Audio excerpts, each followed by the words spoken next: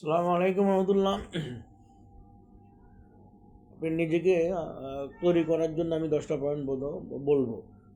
Number one, আপনার শরীর fit রাখুন, সবসময় ভালো পোশাক পরুন, শরীর ফিট রাখুন। নাম্বার টু, সুন্দর পোশাক পরুন, পরিষ্কার পরিচ্ছন্ন পোশাক পরুন। নাম্বার থ্রি, সবার সাথে কথা কম বলুন।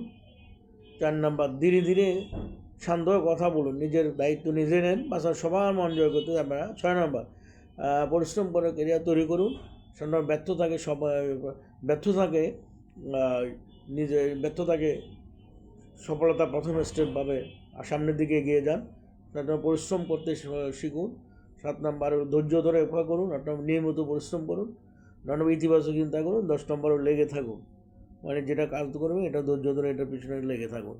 এই 10টা পয়েন্ট করলে আমার বিশ্বাস যে আপনারা এগিয়ে যাবেন ইনশাল্লাহ।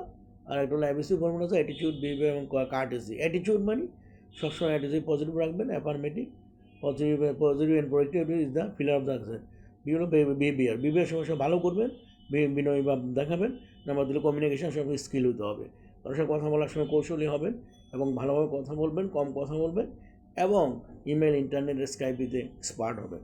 ধন্যবাদ, ভালো থাকুন, সুস্থ থাকুন, সবাই সবার জন্য দোয়া করুন এবং হাজিদের জন্য দোয়া করেন যাতে সুস্থ স্বাস্থ্য হাজিরা আমার রোজা আমাদের মহানবী সাল্লাল্লাহু আলাইহি ওয়াসাল্লামের রোজা করে যাতে সুন্দরভাবে শিখতে পারে বাংলাদেশের সবার সারা বিশ্বের সব জায়গায়, তার জন্য দোয়াবাদ নিই। আমি সালাম দিচ্ছি। আসসালামু আলাইকুম রহমতুল্লাহ। আসসালাম হাবিবাল্লাহ। ধন্যবাদ, ভালো থাকুন, সুস্থ থাকুন।